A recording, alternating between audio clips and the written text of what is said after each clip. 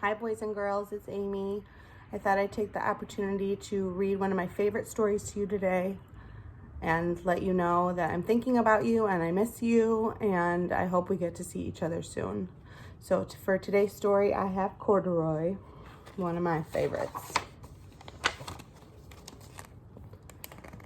Corduroy was a bear who once lived in a toy department of a big store.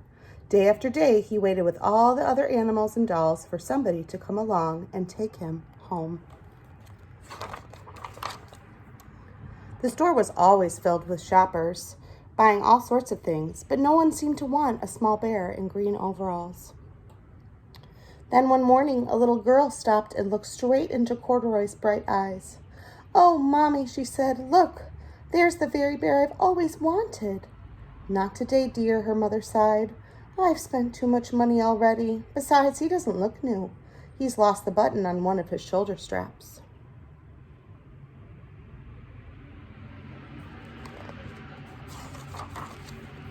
Corduroy watched them sadly as they walked away. "I didn't know I'd lost a button," he said to himself. "Tonight, I'll go and see if I can find it." Late that evening, when all the shoppers had gone and the doors were shut and locked, Corduroy climbed carefully down from his shelf and began searching everywhere on the floor for his lost button. Suddenly, he felt the floor moving under him, and quite by accident, he had stepped onto an escalator, and up he went. Could this be a mountain, he wondered? I think I've always wanted to climb a mountain. He stepped off the escalator as it reached the next floor, and there, before his eyes, was the most amazing sight. Tables and chairs, lamps and sofas, and rows of beds. "This must be a palace," Corduroy gasped. "I guess I've always wanted to live in a palace."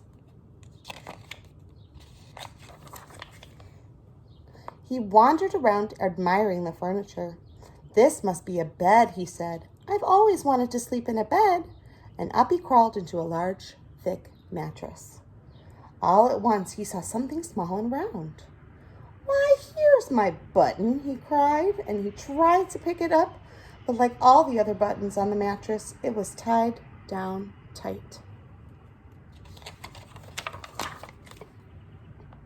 He yanked and pulled with both paws until, pop, off came the button, and off the mattress Corduroy toppled. Bang! Into a tall floor lamp.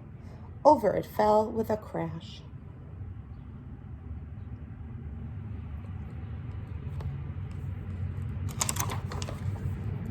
Corduroy didn't know it, but there was someone else awake in the store. The night watchman was doing his rounds on the floor above. Then he heard the crash. He came dashing down the escalator. "Now who in the world did that?" he exclaimed. "Somebody must be hiding around here."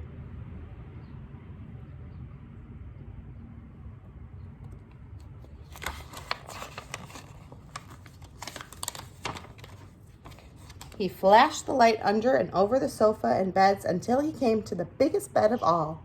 And there he saw two fuzzy brown ears sticking up from under the covers. "Hello," he said. "How did you get upstairs?"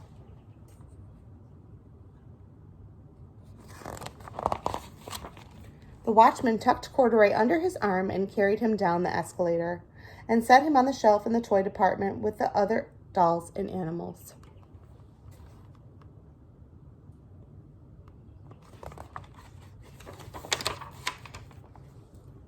Corduroy was just waking up when the first customer came into the store in the morning, and there, looking at him with a wide, warm smile, was the same little girl he'd only seen the day before. "I'm Lisa," she said, "and you're going to be my very own bear. Last night, I counted what I saved in my piggy bank, and my mother said I could bring you home."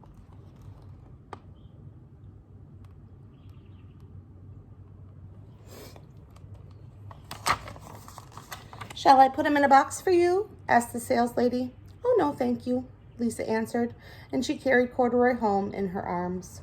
She ran all the way up 4 flights of stairs and into her family's apartment and straight into her very own room.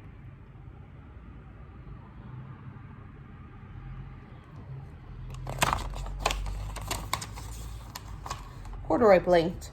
There was a chair and a chest of drawers, and alongside a girl-sized bed stood a little bed just the right size for him. The room was small, nothing like the enormous palace in the department store. "This must be home," he said. "I know I've always wanted a home." Lisa sat down with Corduroy on her lap and began to sew a button on his overalls. "I like you just the way you are," she said, "but you'll be more comfortable with your shoulder straps fastened." "You must be a friend," said Corduroy. "I've always wanted a friend." "Me too," said Lisa. And she gave him a big hug. The end. All right, boys and girls, I hope you're having a fabulous day. Know that your teachers miss you very much, and we'll see each other soon, I hope. Bye.